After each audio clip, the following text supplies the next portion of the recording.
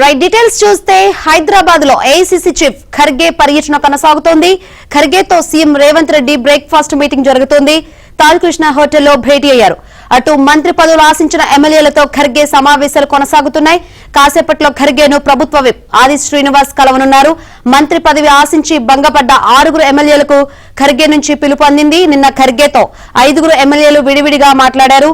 అయితే నియోజకవర్గంలో ముందస్తు కార్యక్రమాల వల్ల ఆది శ్రీనివాస్ నిన్న ఖర్గేను కలవలేకపోయారు.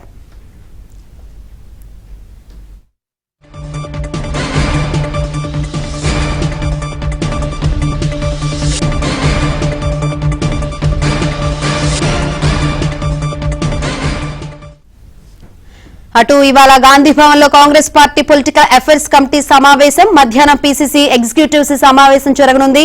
ఈ సమావేశాలకు ఖర్గే ముఖ్య అతిథిగా హాజరు కానున్నారు.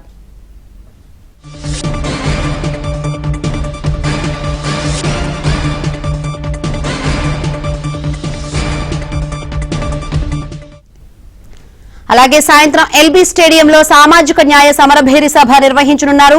రాష్ట్ర వ్యాప్తంగా ఉన్న కాంగ్రెస్ ప్రజాప్రతినిధులు, పార్టీ నేతలు, కార్యకర్తలు సభకు హాజరు కానున్నారు. జై బాపు, జై భీమ్, జై సంవిధాన్ కార్యక్రమంలో భాగంగా నిర్వహిస్తున్న సభకు ముఖ్య అతిథిగా ఏఐసీసీ అధ్యక్షుడు మల్లికార్జున ఖర్గే హాజరు కానున్నారు.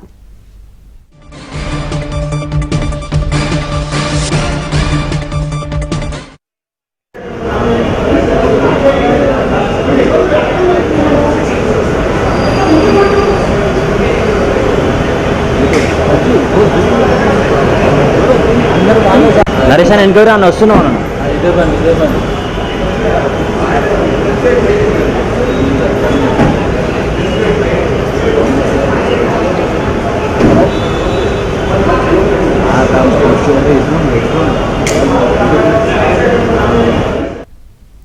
Right, AICC chief Kharge Hyderabad పర్యటన అయితే బిజీగా కొనసాగుతుందని చెప్పాలి. ఇప్పటికే మంత్రి పదవి ఆశించి భంగపడ్డ ఎమ్మెల్యేలను అయితే వరుసగా కలుస్తున్నారు. ఇక ఇదే అంశానికి సంబంధించి మరిన్ని వివరాలు అందించేందుకు మా ప్రతినిధి సిద్ధార్థ సిద్ధంగా ఉన్నారు. సిద్ధార్థ,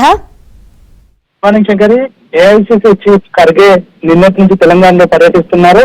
నిన్న కొంతమంది పార్టీకి సంబంధించినటువంటి ఎమ్మెల్యేలను, ముఖ్యంగా మంత్రి పదవి ఆశించి భంగపడ్డటువంటి 6 ఎమ్మెల్యేలను నిన్న ఖర్గే కలిశారు.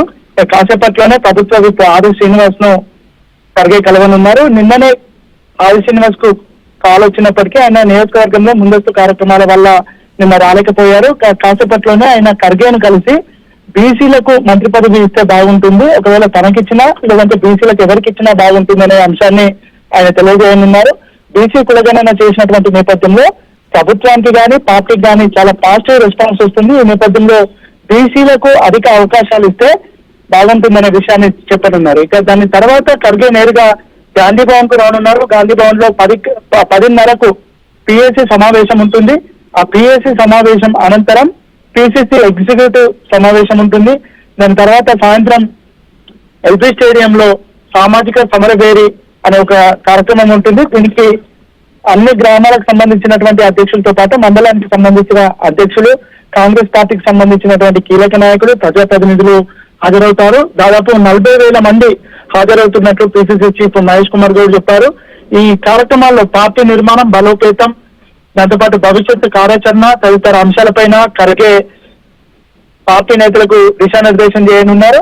ఇక పిఎస్సి సమావేశంలో క్రమశిక్షణకు సంబంధించినటువంటి అంశంపై ప్రధానంగా చర్చ ఉండే అవకాశం ఉంటుంది. గత పిఎస్సి సమావేశంలో మీనాక్షి నటరాజన్ గాని, పిసిసి చీఫ్ గాని, సీఎం రేవంత్ రెడ్డి గాని పార్టీలో క్రమశిక్షణ ఖచ్చితంగా ఉండాలి, క్రమశిక్షణ దాటితే వేటు వేస్తామని చెప్పినప్పటికీ కొంతమంది తమ పద్ధతి మార్చుకోవట్లేదు. దీంతో ప్రధానంగా చర్చించే అవకాశం ఉంటుంది. రానున్నటువంటి స్థానిక సంస్థల ఎన్నికలు, గ్రేటర్ ఎన్నికలు, వీటితో పాటు జూబ్లీ హిల్స్ ఉప ఎన్నిక జరగనుంది. దీనికి సంబంధించినటువంటి అంశం కూడా పిఎస్సి సమావేశంలో చర్చిస్తారు. కొన్ని నియోజకవర్గాల్లో పాత కొత్త నేతల మధ్యలో సమన్వయం లేకపోవడం వల్ల అక్కడ ఉన్నటువంటి క్యాడర్ ఇబ్బంది పడుతున్నారు. దీనికి సంబంధించి కూడా ఒక ఫ్రూట్ఫుల్ కంక్లూజన్ కు వచ్చే విధంగా పిఎస్సిలో చర్చిస్తారు. ఇక పిసిసి ఎగ్జిక్యూటివ్ కమిటీలో కొత్తగా ఎన్నికైనటువంటి జనరల్ సెక్రటరీలు, వైస్ ప్రెసిడెంట్లు పాల్గొంటారు. వాళ్ళ బాధ్యతలు ఏంటి, వాళ్ళు ఏం చేయాలి, రాష్ట్రంలో కాంగ్రెస్ తీసుకున్నటువంటి కార్యక్రమాల్లో వాళ్ళు ఏ విధంగా పార్టిసిపేట్ చేయాలి, వాటిని ఏ విధంగా విజయవంతం చేయాలి, దాంతో పాటు రాహుల్ గాంధీ తీసుకుంటున్నటువంటి ఇటు కులగణన కానీ వర్గీకరణకు సంబంధించినటువంటి అంశాన్ని కానీ ప్రజల్లోకి విస్తృతంగా తీసుకువెళ్లాలనే అంశాన్ని ఖర్గే దిశానిర్దేశం చేయనున్నారు. దాంతో పాటు జై భీమ్, జై బాపు, జై సంవిధానం అనే కార్యక్రమాన్ని ప్రజల్లోకి విస్తృతంగా తీసుకువెళ్లాల్సిన బాధ్యత కాంగ్రెస్ కార్యకర్తలపై ఉందనే విషయాన్ని ఖర్గే చెప్పనున్నారు. సాయంత్రం బహిరంగ సభ అనంతరం ఖర్గే అదేవిధంగా కేసీ వేణుగోపాల్ కూడా ఈ కార్యక్రమానికి హాజరవుతారు.